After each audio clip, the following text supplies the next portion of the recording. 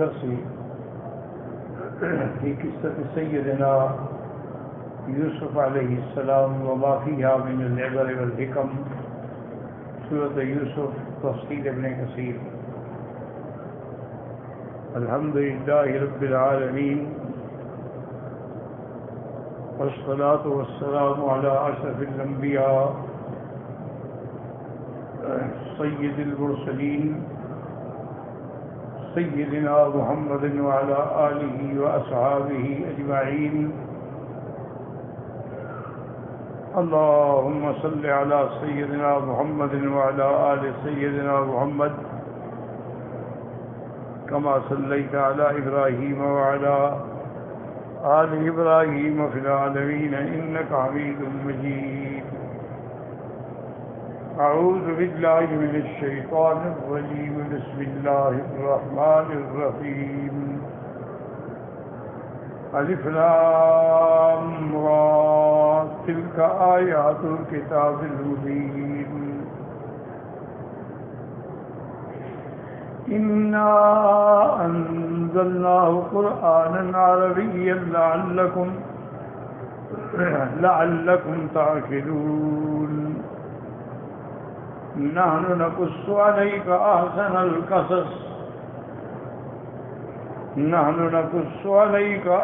القصص بما أوحينا إليك هذا القرآن وإن كنت من قبله لمن الغافلين. سورۃ یوسف علیہ السلام کا سابقہ سورت مبارک سورت ہود کے ساتھ جو ربط ہے، اس کو کہتے ہیں ربط ما بین السورتین. اور پھر اس کے کئی اقسام ہیں. ربط اول السورت ما آخر السورت، ربط آخر السورت الذی ما بعدہ. تو سورت ہود کے اندر بھی اللہ نے انبیاء علیہم السلام کے قصے بیان فرمائے، اور اس سورت مبارک میں بھی اللہ نے یوسف علیہ السلام کا قصہ بیان فرمایا. تو ربط واضح ہے. اور دوسرا ربط یہ ہے کہ اللہ نے سورت ہود کے آخر میں فرمایا تھا کہ وَكُلًّا نَقُصُّ عَلَيْكَ مِنْ أَنْبَاءِ الرُّسُلِ مَا نُثَبِّتُ بِهِ فُؤَادَكَ، کہ ہم جو انبیاء کے قصے آپ پر بیان فرماتے ہیں تاکہ آپ کو دل کی تسکین ہو کہ بھئی یہ صرف میرے ساتھ نہیں ہو رہا، پہلے بھی پیغمبروں کے ساتھ یہ ہوتا رہا. تو قاعدہ یہ ہوتا ہے کہ المصیبت اذا عمت خفت. کیا معنی کہ جب مصیبت عام ہو جائے تو تخفیف ہو جاتی ہے. اب دیکھیں نا، ایک آدمی کا بچہ بیمار ہو پریشان ہو، لیکن اگر سارے گھروں میں بچے بیمار ہو تو یار موسم ہے، وائرس ہے، پریشان ہونے کی کوئی ضرورت نہیں. تو جب سب انبیاء علیہم الصلاۃ والتسلیم کے ساتھ یہ ہوا ہے کہ ان کی تکذیب بھی ہوئی، ان سے استہزاء بھی ہوا، انہیں جادوگر بھی کہا گیا، انہیں جھوٹا بھی کہا گیا، انہیں قتل بھی کیا گیا، لیکن انبیاء نے صبر کیا. تو حضور آپ بھی صبر. لیکن دونوں میں فرق دیکھیں.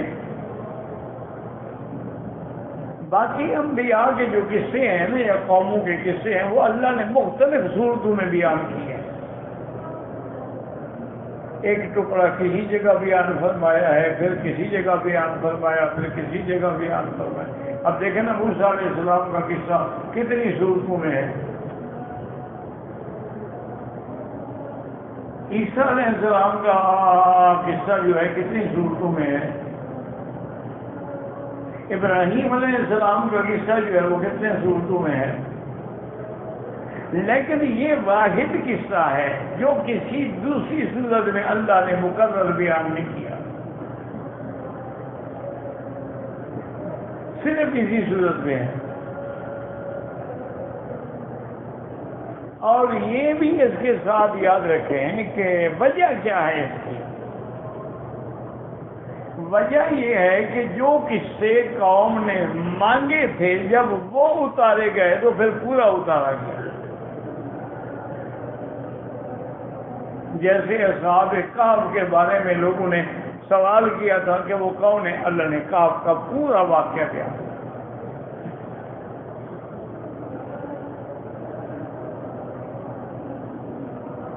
اسی طرح سے جب سوال کیا گیا تھا بادشاہ کے بارے میں جو مطلع الشمس اور مغرب الشمس، تو اللہ نے ذوالقرنین کا پورا واقعہ بیان کر دیا، ایک ہی جگہ بیان کیا۔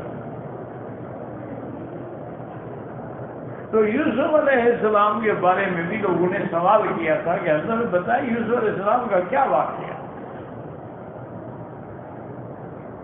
تو جو قصہ سوال کے بعد آیا ہے وہ مکمل ہے۔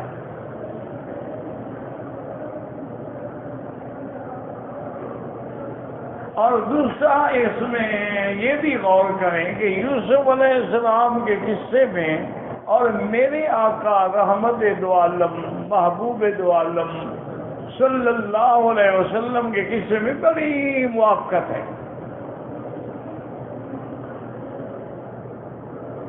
یوسف علیہ السلام کو بھی ستانے والے بھائی تھے اور میرے مدنی کو بھی ستانے والے بھائی تھے، قریشی تھے نا، رشتے دار تھے۔ اور جس طرح سرکار دو حضرت یوسف علیہ السلام کو گھر سے نکالا گیا، میرے محبوب کو بھی تو مکے سے نکالا گیا۔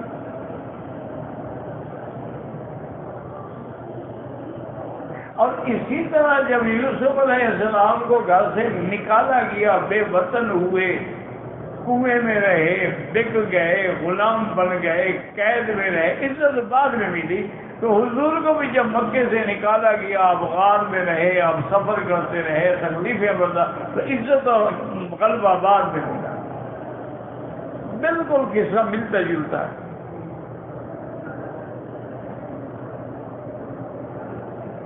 اور اسی طرح جب اللہ نے یوسف علیہ السلام کے بھائی آپ کے سامنے آ کے اپنی خطاؤں کا اقرار کرنے لگے تو حضرت یوسف نے کوئی گیلا نہیں کیا، فرمایا اللہ تسلیف علیکم، آج کے بعد میں تمہیں کوئی تانا بھی نہیں دوں گا، میں نے معاف کیا۔ یغفر اللہ لکم، یغفر اللہ لکم وہو ارحم الراحمین۔ حضور پاک نے بھی مکے کی فتح کے بعد جب کافر قید ہو کے سامنے آئے، حضور نے فرمایا ہاں عمائد قریش، اب بتاؤ میں تمہارے بارے میں کیا فیصلہ کروں؟ انہوں نے کہا جو ایک اخن کریم، ایک سخی بھائی کرتا ہے آپ بھی کریں، بھائی تو ہیں آپ ہمارے۔ آپ نے کہا اچھا میں بھی پھر وہی فیصلہ کرتا ہوں جو میرے بھائی یوسف نے کیا تھا، جیسے انہوں نے فرمایا تھا کہ لا تثریب علیکم اليوم، میں بھی کہتا ہوں لا تثریب علیکم اليوم انتم الطلقاء، جاؤ میں نے سب کو آزاد کیا۔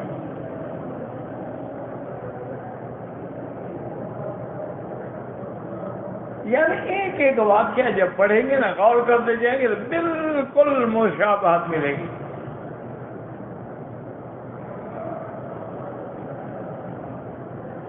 اور اب یہ سمجھیں کہ سیدنا ابراہیم علیہ السلام کو اللہ نے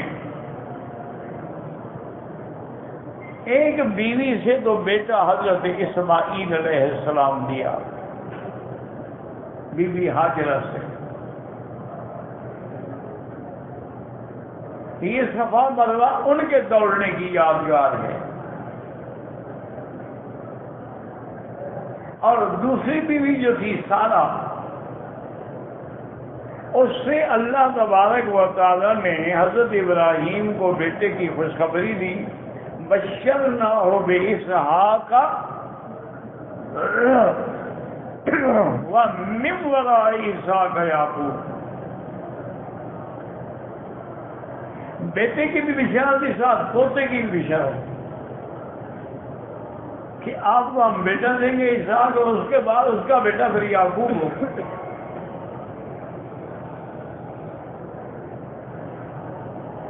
اس لیے یہودیوں نے اور ان کے ہم نواؤں نے جو زور لگایا ہے نا، وہ ذبیح حضرت اسماعیل کو نہیں مانتے، وہ کہتے ہیں اسحاق ذبیح ہیں، تاکہ یہ شان جو ہے اسماعیل کو نہ ملے۔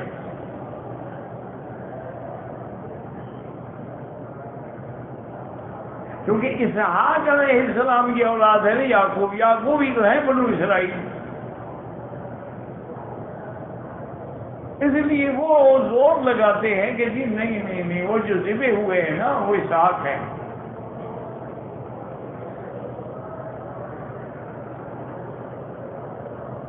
حالانکہ یاد رکھو یہ بات بالکل غلط ہے۔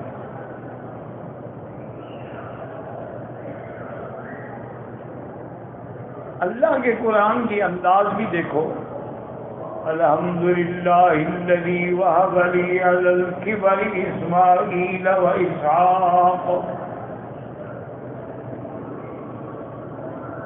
اللہ تبارک و تعالی نے جب آپ کو اولاد دی تو آپ کیا دعا کر رہے ہیں کہ اللہ تیرا شکر ہے کہ آپ نے مجھے بڑھاپے میں اولاد دی، اسماعیل اور اسحاق۔ اسماعیل کا نام پہلے ہے، اسحاق کا نام بعد میں۔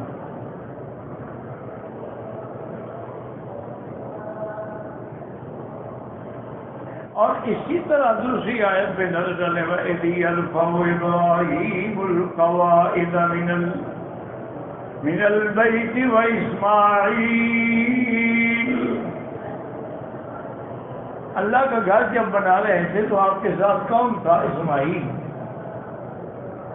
تو یہ قربانی والا واقعہ بھی تو مینا میں ہوا ہے، وہاں اسحاق تو تھے ہی نہیں۔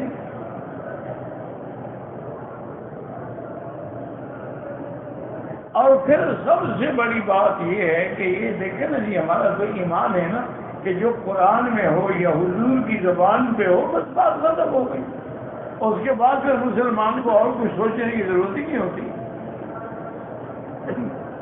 یہ تو آج کل تمہارے نئے نئے اسکالر پیدا ہوئے ہیں، اور بدقسمتی یہ ہے کہ چینل بھی ان کو ملتے ہیں، کیونکہ یہ سارے میڈیا جتنے ہیں نا، یاد رکھیں میڈیا ہو یا پیسہ ہو، اکانومی ہو، سب یہودیوں کے قبضے میں۔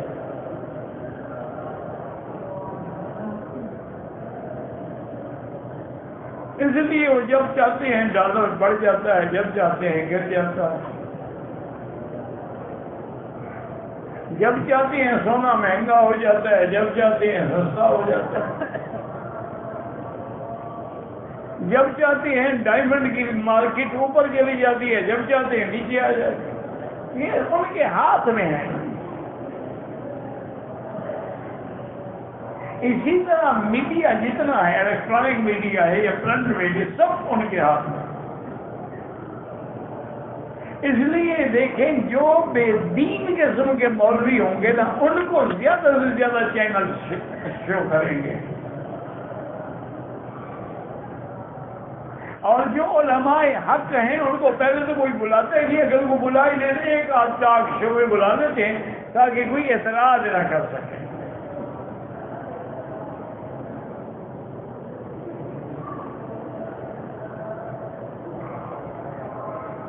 اور جو لوگ آج کل دین میں مثلا نئے نئے مسئلے پیدا کریں ان کو وہ خود اٹھاتے ہیں۔ اب دیکھیں نا، آج سے 1400 سال پہلے تو یہ واقعہ نہیں ہوا تھا نا کہ بھئی عورت جو ہے وہ جمعہ کا خطبہ پڑھائے اور امام بنے۔ انہوں نے ٹھیک ٹھاک اٹھایا ہے اس کو، میں کہا دیکھو جی ٹھیک ہے، مساوات اسی کا نام ہے، عورت مرد برابر ہیں۔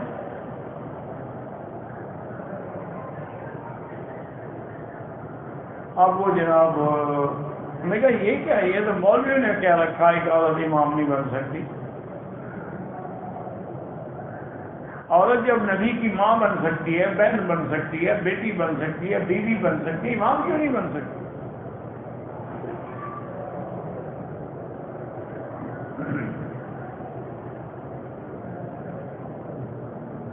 تو اس لیے ہمیشہ یاد رکھیں کہ زیادہ سے زیادہ چینل پہ وہی لوگ آئیں گے جو بے دین ہوں گے. اب مثلا قادیانی ہیں، دیکھ ان کے پاس 4 چینل، ایک نہیں 4. اچھا، اور اتنی اپ ٹو ڈیٹ ہیں وہ کہ حالات فضا کے کچھ بھی ہو جائیں وہ چلتے رہیں گے. ان کا اتنا سسٹم جدید ہے.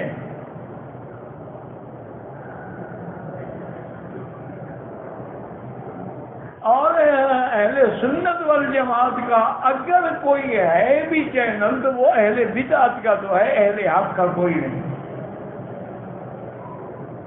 اہل بدعت کا کیوں ہے؟ کیونکہ وہاں سے نعت خوانی ہوگی نا، نعت خوانی ہوگی، میلاد شریف ہوگا، عرس شریف ہوگا، مجرے ہوں گے، حجرے ہوں گے، اس میں اور تو کچھ ہونا نہیں نا جس سے کافر کو تکلیف پہنچے. ان کو نعتیں پڑھنے سے تکلیف نہیں ہوتی نا. ان کو اگر آپ میلاد مناتے ہیں کیا تکلیف ہے؟ لیکن ایمان سے کہیں، اگر حضور نبوت کے بعد یہی اعلان کرتے کہ بھائی کیوں لڑتے ہو، میں تو بس 12 ربیع الاول کو میلاد منواؤں گا، رجب میں اپنی معراج منواؤں گا، اور اس کے بعد یہ ہے کہ محرم شریف کے 10 دن جو ہے میں اپنے اولاد کا ماتم کروں گا، اور اس کے بعد یہ مسئلہ. تو مکے والے کیا کہتے ہیں، ہم کیوں لڑے بھائی ان کے ساتھ، یہ جانے ان کا کام جانا، لڑائی کس بات کی، وہ اپنا کرتے ہیں. لڑائی تو تب ہوتی ہے نا جب لا کی تلوار چلتی ہے کہ سب آلیہ باطلہ کو مٹا دو، لا الہ الا اللہ. اب آئی لڑائی. اب بھی تمہارے ملک میں دیکھا ہوگا تو بڑے بڑے مولوی صاحبان ہیں، یوم حسین پر بھی آ جاتے ہیں، محرم میں بھی آ جاتے ہیں، یوم ابو بکر پہ بھی آ جاتے ہیں، اور ماشاءاللہ اگر کسی بینک کا افتتاح کرنا ہو تو فیتا کاٹنے کے لیے آ جاتے ہیں. انشورنس کمپنیوں کا بھی افتتاح ہو وہاں بھی حضرت تشریف لے آتے ہیں، کیونکہ باقاعدہ لفافہ ملتا ہے نا.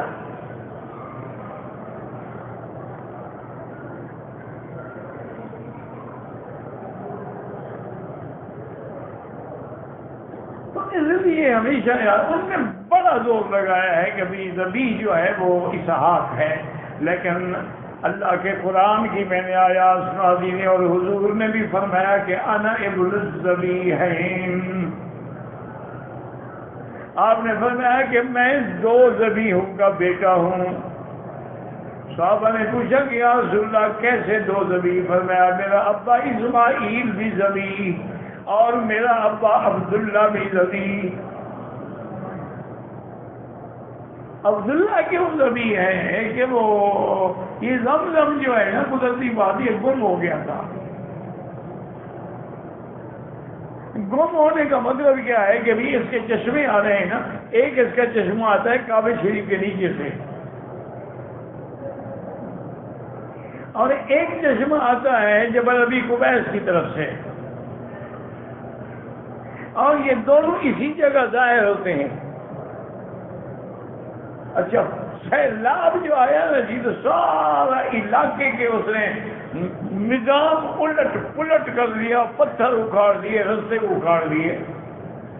آپ پتہ ہی نہ لگے زمزم کدھر گیا. جب سیلاب آتے ہیں نا جی آپ نے بہت خاص طور پہ پہاڑی علاقوں کے سیلاب، مجھے یاد ہے میں پڑھتا تھا اس وقت سیلاب آیا نا جی اللہ معاف سے، یہ حرم کے جو پنکھے ہیں یہاں تک پانی پہنچ گیا تھا، پورا حرم ڈوب گیا. کعبۃ اللہ کا دروازہ جو ہے اس سے بھی اوپر پانی تھا. خدا کی شان ہے، عاشق اس وقت بھی طواف کر رہے ہیں، اس وقت بھی وہ تیر کے طواف کر رہے. طواف 1 سیکنڈ کے لیے بند نہیں ہوا، نماز کے لیے جیسے بند ہوتا تھا ہوا. اور جن کو عشق ہوتا ہے وہ بارشوں سے ڈرتے ہیں. بولا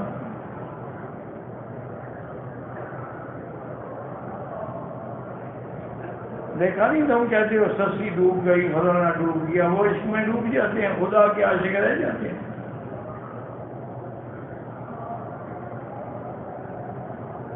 ایسے قصے بناتی ہیں جی، کچا گھڑا رکھ دیا اور کچے گھڑے میں ڈوب گئی، اندھی تھی وہ، کچے گھڑے اور پکے گھڑے میں کوئی تمیز نہیں کر سکتی تھی، جھوٹ تھا، دکھانا تھا، کوئی واقعہ نہیں ہے، یہ بنائے گئے ہیں قصے۔ قصے تو وہ ہیں جو قرآن سناتا ہے۔ اب جناب زمزم غائب ہو گیا تو حضرت آقا کے دادا عبد المطلب اس وقت مکے کے سردار تھے، حکومت آتی تھی نا، تو عبد المطلب طواف کرتے، روتے، اللہ سے منتیں مانگتے کہ یا اللہ اگر زمزم مل جائے نا تو میں اس خوشی میں اپنا بیٹا ذبح کروں گا۔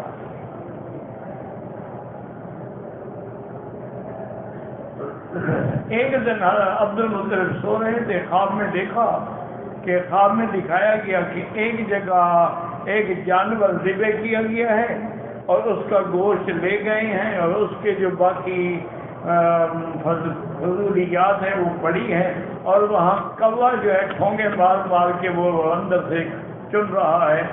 تو خواب میں کہا گیا کہ جس جگہ کوا جو ہے نا چونچے مار رہا ہے، زمزم اسی جگہ ہے۔ وہ بت ہوتے تھے نا، تو کسی سردار نے بتوں کے آگے آ کے جانور ذبح کیا، بت رکھے تھے نا ہر جگہ۔ عبد المطلب نے کسی کو نہیں بتایا، اس نے کہا بتاؤں گا تو سارے قبیلے آ جائیں گے، مقصد تو ہے کہ مجھے زمزم ملے۔ اب وہ اپنے بیٹوں کو لے کے اور اپنے قریب والوں کو لے کے اسی مقام پہ آئے، کھدائی شروع کی، اللہ کی شان زمزم مل گیا۔ کیونکہ زمزم کا تو اپنا ایک ذائقہ ہے نا، 100 پانی ہو لیکن زمزم کا ذائقہ الگ ہے۔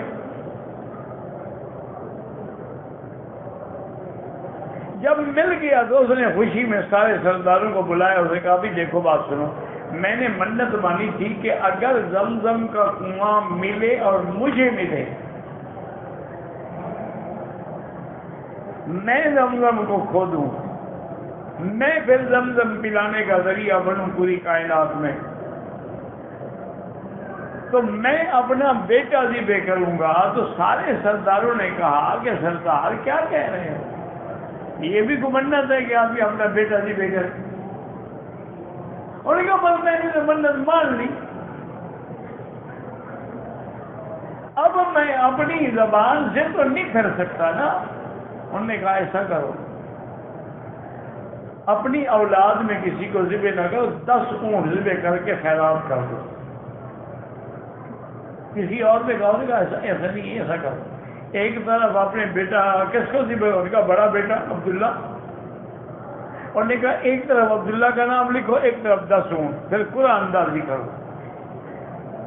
قرآن اندازی کی تو عبداللہ کا قرآن نکل آیا۔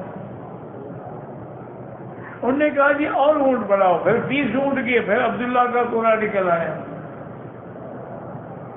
اسی طرح وہ اونٹ بڑھاتے گئے 100 اونٹ میں جب پہنچے تو پورا اونٹوں کا نکل آیا۔ یہی وجہ ہے کہ آج بھی دیت جو ہے وہ اونٹ کی قیمت سے دی جاتی ہے، کہ ایک آدمی کی دیت جو ہے 100 اونٹ، اب مہنگا ہوگا تو دیت بڑھ جائے گی، سستے ہوں گے تو دیت کم ہو جائے گی۔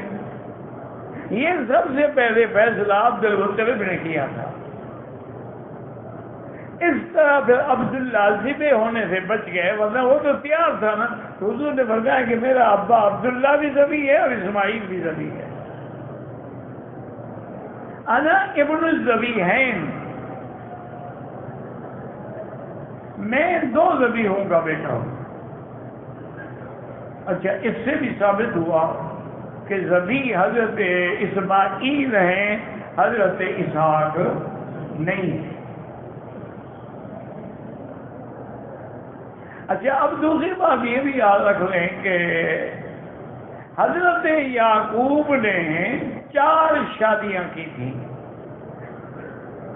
ان کی 4 بیویاں، ایک بیوی سے 2 بیٹے تھے، یوسف اور بنیامین، یہ دونوں ایک ماں کے ہیں، شقیق ہیں، ماں باپ ایک ہے، اور باقی جتنے بیٹے تھے وہ باقی 3 سے تھے۔ اس طرح تو آپ کے 11 بیٹے تھے نا، لیکن حضرت یوسف کی والدہ سے صرف یوسف تھے اور بنیامین تھے۔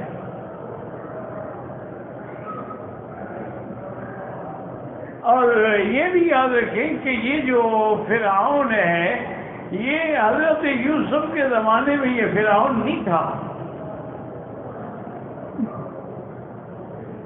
موسیٰ علیہ السلام کے زمانے میں جو فرعون تھا یہ یوسف علیہ السلام کے زمانے میں نہیں تھا۔ اس وقت جو بادشاہ تھا اس کا نام ابو قیس تھا،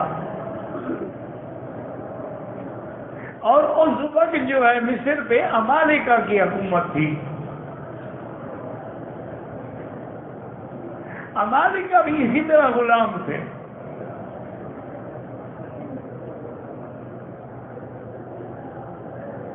اور دوسری بات یاد رکھیں کہ ہر قصے میں ایک ہوتا ہے امود۔ امود کا کیا معنی ہے؟ یعنی جو بالکل اصل ہے، بنیاد ہے قصے کی۔ جیسے خیمہ لگاتے ہیں نا، درمیان میں کیا ہوتا ہے؟ امود ہوتا ہے، اگر وہ گر جائے خیمہ گر گیا۔ تو اس لیے ہر صورت میں ایک امود ہوتا ہے۔ یوسف علیہ السلام کی صورت میں امود جو ہے وہ قمیض ہے، کہ بچپن میں بھی قمیض، بھائی لے گئے تو پھر قمیض، امراۃ العزیز نے ہاتھ ڈالا تو پھر قمیض، والد کے لیے بھیجا تو قمیض، ہر جگہ قمیض آپ دیکھیں۔ جیسے موسیٰ علیہ السلام کے قصے میں امود کیا ہے؟ عصا،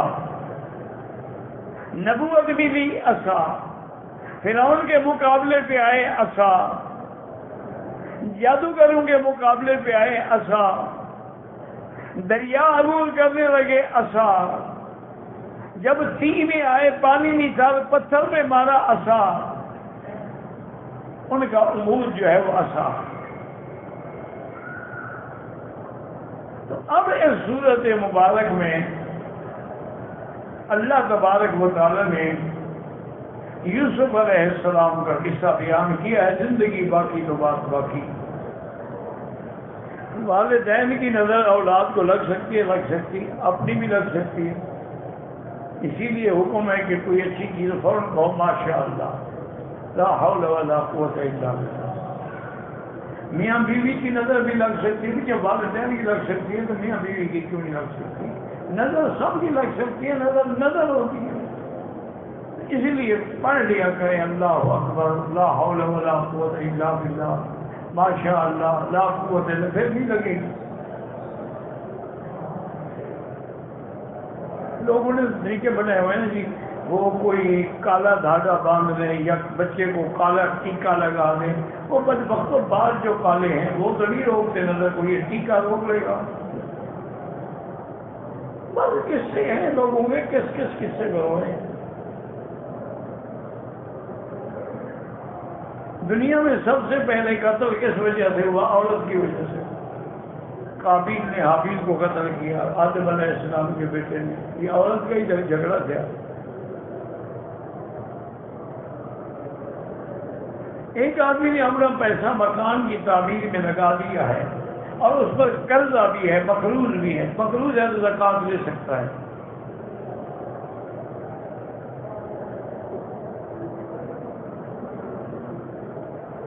کہتے جی کہ جو جنازے میں پہلی تکبیر کے بعد سبحانک اللہم ثنا پڑھی جاتی ہے، یہ حضور سے ثابت ہے نہیں، لوگوں نے خود گھڑی ہے۔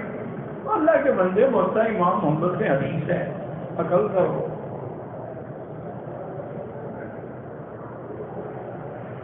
تلاوت اذان نماز وغیرہ اٹل تک پڑھنے میں پتہ نہیں کیا اٹکتی ہے، اللہ ہدایت دے۔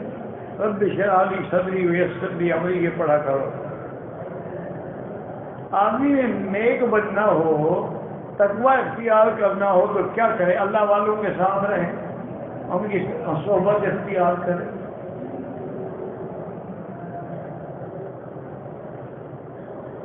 ہم مسجد عائشہ سے آگے چلے گئے، پھر واپس آئے، کوئی عمرہ ضروری نہیں، یہ میقات تو نہیں ہے نا، یہ مکہ حرم سے باہر ہے۔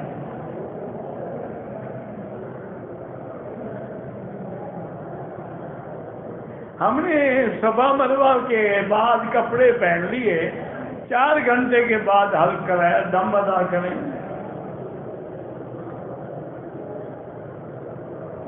احرام کی حالت میں صابن سے ہاتھ دھو لیے تو 1-2 ریال خیرات کر دیں۔ طواف کے دوران حتیم میں نوافل پڑھنا ناجائز ہے۔ طواف کے دوران نظر بھی نیچے رکھیں، کعبے پر نہ رکھیں۔ عمرے کے دوران حتیم میں چلا گیا، بعد میں عمرہ مکمل کر لیا، بعد میں اگر طواف آپ نے صحیح کر لیا تو ٹھیک ہو گیا۔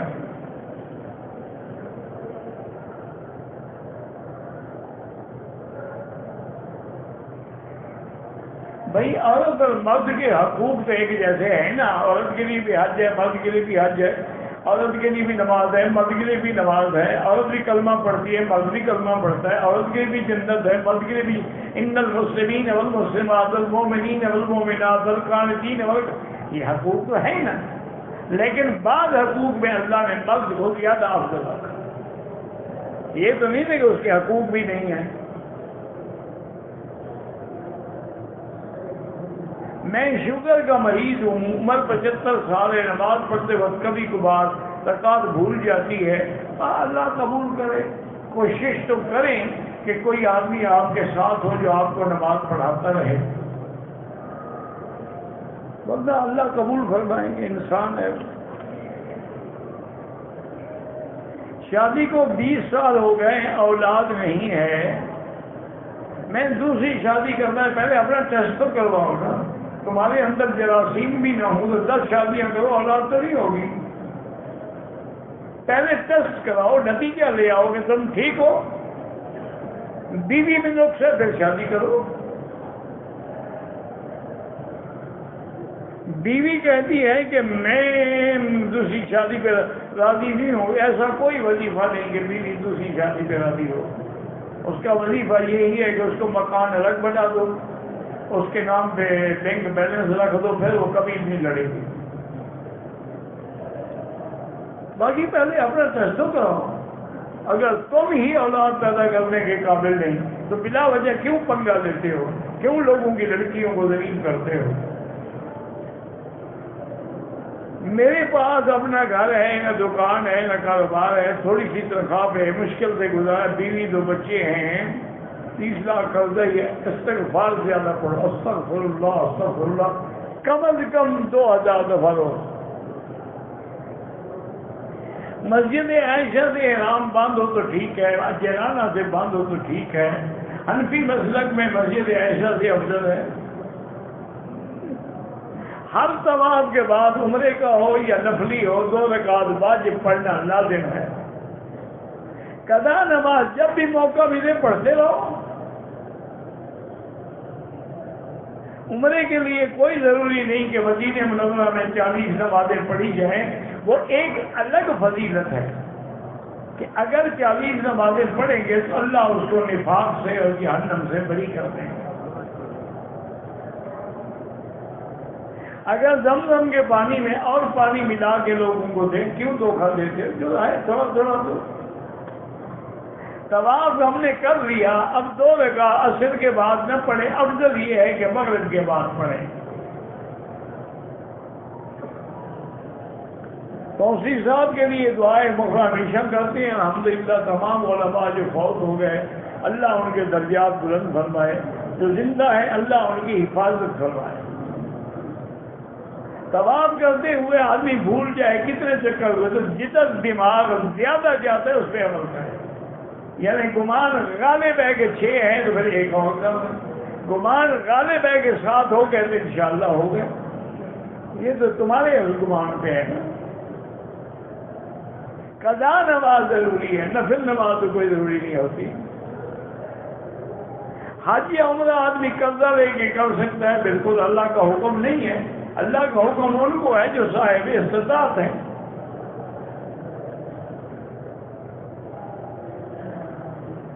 اللہ تعالیٰ جنت کو بھرنے کے لیے مخلوق پیدا کریں گے، کیا ان کا بھی امتحان ہوگا؟ ان کا کیوں امتحان ہوگا؟ مخلوق ہی نہیں، کوئی عمل ہی نہیں کیا، امتحان کس بات کا؟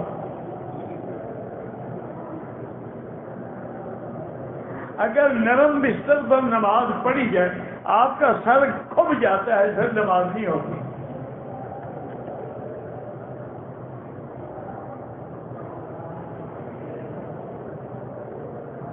پتہ نہیں حل یجوز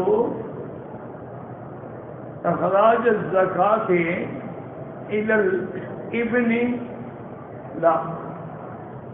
لا يجوز زکاۃ لا للوالد ولا الى ما فوق ولا للابن الى ما تحت۔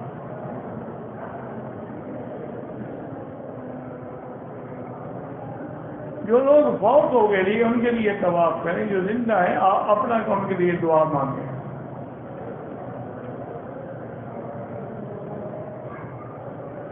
جمعہ کی دوسری اذان جب ہوتی ہے اور امام منبر پہ بیٹھ گیا ہے تو اب آپ خاموش رہیں، بس دل میں جواب دیتے ہیں۔ اذا جاء الامام لا صلاۃ ولا کلام۔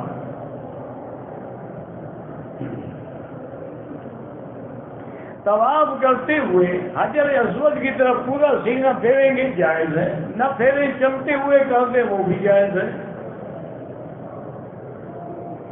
طواف کر کے چھوٹے نابالغ بچوں کو ثواب جس کو چاہو دو، لیکن ایک کریے، ایک۔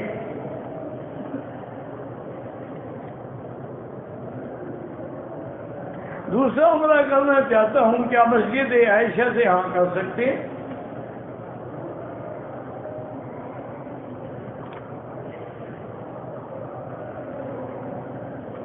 ایک ہی مسئلہ ہے۔ طواف کے بعد افضل یہ ہے کہ 2 رکعت مقام ابراہیم کے پیچھے پڑھیں یا حتیم میں پڑھیں، بالکل جائز ہے۔ پہلے طواف کریں، طواف مکمل کر کے 2 رکعت پڑھیں، پھر دعا کریں، زمزم پئیں، استلام کر کے جا کے صفا دوڑیں اور مربع پہ ہی سر منڈا دیں۔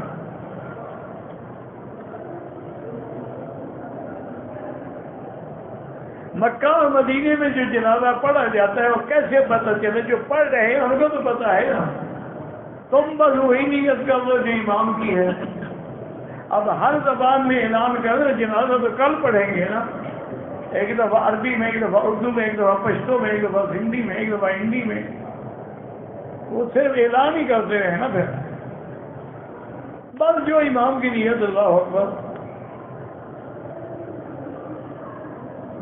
انگوٹھی دائیں ہاتھ میں پہنے یا بائیں میں؟ دائیں میں زیادہ بہتر ہے، بائیں میں بھی پہن سکتے ہیں لیکن افضل کی۔ جمعہ کے دن جانا ہے، 4 بجے جہاز ملتان اترے گا، جمعہ کی نماز کے مسافر میں جمعہ ہوتا ہی نہیں، 4 بجے آپ کے لیے ملتان میں بنیا جمعہ ہوگا۔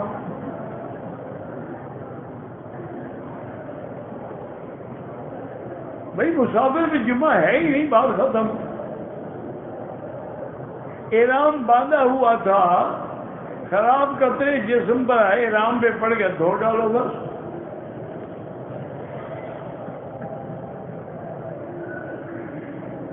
جہاز کے سفر میں جو نمازیں نہیں اتر کے قضا کرو۔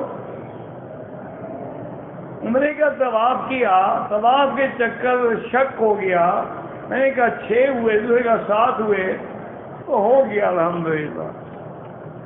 اب زیادہ شک نہ کرو۔ مسجد جیرانہ اور میقات جو ہے سائل کبھی، وہ تو میقات ہے نا، جیرانہ تو صرف حرم سے باہر ہے، اس کا کیا مقابلہ ہے؟ وہ تو عمرہ ایسے ہے جیسے تم اپنے ملک سے کرتے ہو۔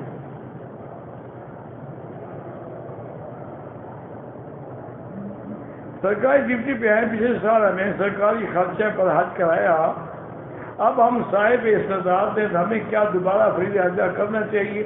بہرحال بہتر تو یہی ہے کہ جب انہوں نے سرکاری حج کرایا، آپ کا حج ہو گیا، لیکن اب اللہ نے آپ کو پیسہ دیا ہے، موقع ہے تو پھر کر لو، احتیاط اسی لیے۔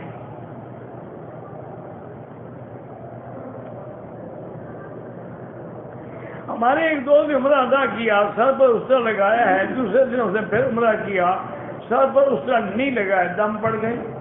جتنے دفعہ بھی عمرہ کرو گے، بال ہوں نہ ہوں اس طرح پھروانا پڑے گا۔ کسی بیماری کی وجہ سے طویل، اگر طویل آیت قرآنی ہے یا حدیث رسول ہے وہ تو ٹھیک ہے، اگر اور کوئی ہے تو وہ ناجائز ہے۔ کاروبار کا نقد ریٹ کہتے ہیں کہ اتنا ہے، ادھار کا زیادہ ہے، وہ جائز ہے۔ امام صاحب کے پیچھے حنفی کو فاتحہ نہیں پڑھنی چاہیے، شافعی ہے تو پڑھتا رہے۔ اسی طرح جنازے میں بھی فاتحہ نہیں ہے۔ ایک آدمی نے گاڑی قسط پہ لی ہے، کیا اس آدمی سے خرید سکتا ہوں؟ تمہاری مرضی ہے، خرید لو۔ آج کل ویسے یہ بھی کاروبار بن گیا ہے، لوگ قرضے پہ گاڑیاں نکال کے نقد بیچ دیتے ہیں گھاٹے سے، اور ساری زندگی میں روتے رہتے ہیں۔ قرآن حدیث کا علم سیکھ کر اپنی ساری زندگی پتہ نہیں کیا ہے محنت میں، دعوت میں لگائے، ایک دوسرا شخص برابر متقی ہے، اکثر وقت مسلمانوں کے ذریعہ سب کو ثواب ملے گا۔ دنیاوی مسائل حل کرنے کے لیے بکل فن رجال، اللہ نے ہر کام کے لیے بندے پیدا کیے۔ اب سارے دین میں لگ جاؤ تو دنیا کے کام کون کرے گا؟ شام فلسطین ایسے حالات میں انفرادی اور اجتماعی طور سے ان کے لیے دعا کریں۔ طواف کرنا جو ہے مسجد عائشہ کے عمرے سے زیادہ افضل ہے۔ ہم مدینے زیارت کے لیے گئے، واپسی کے دن احرام سے پہلے میری بیوی کو حیض آ گیا، میقات پر نہ عمرے کی نیت کی نہ احرام باندھا، بالکل دم لازم ہے۔ جب پاک ہو جائے تو بہتر یہ ہے کہ مدینے چلے جاؤ، عمرہ کر لو، یا طائف کا میقات قریب ہے وہاں سے عمرہ کر لو، پھر دم نہیں دینا پڑے گا۔ واللہ اعلم۔ اللہم صلی علی سیدنا محمد وعلی آل سیدنا محمد وبارک وسلم۔ یا اللہ یا اللہ یا رحمان یا رحیم یا حی یا قیوم یا ذی الجلال والاکرام یا ذی الجلال والاکرام۔ اللہم لا تجعل مصیبتنا فی دیننا ولا تجعل الدنیا اکبر ہمنا ولا مبلغ علمنا۔ اللہم لا تسلط علینا بذنوبنا من لا يخافك فينا ولا يرحمنا۔ اللهم سلمنا ولا تسلمنا، وامنحنا ولا تمتحنا، اللهم اكرمنا ولا تهنا، زدنا ولا تنقصنا، اعطنا ولا تحرمنا، آثرنا ولا تؤثر علينا، اللهم اجعلنا في زمانك وامانك واحسانك، اللهم يسر امورنا وامور اولادنا وامور من اوصانا واستوصانا وامور المسلمین۔ یا اللہ بیماروں کو شفا عطا فرما، بے حیاؤں کو حیا عطا فرما، بے اولادوں کو اولاد صالح عطا فرما، بے روزگاروں کو روزگار عطا فرما، قرض داروں کے قرض عطا فرما، جن کا رزق تنگ ہے ان کے رزق میں برکتیں عطا فرما۔ یا اللہ جتنے دین کے مساجد ہیں، مدارس ہیں، معابد ہیں، مراکز ہیں، ان کی حفاظت فرما، دین کے کام کرنے والوں کی حفاظت فرما۔ یا اللہ حرمین شریفین کو قیامت تک ہر فتنے سے محفوظ فرما۔ یا اللہ مسلمان فلسطین میں ہیں، شام میں ہیں، عراق میں ہیں، یا اللہ کشمیر میں ہیں، عرب میں ہیں، عجب میں ہیں، ان کی جان مال اور عزت کی حفاظت فرما۔ یا اللہ پاکستان کی حفاظت فرما، یا اللہ مسلمانوں کی حفاظت فرما۔ یا اللہ ہمیں مانگنا بھی نہیں آتا، بغیر مانگے عطا فرما۔ وصلی اللہ تعالی علی خیر خلقہ سیدنا محمد وعلی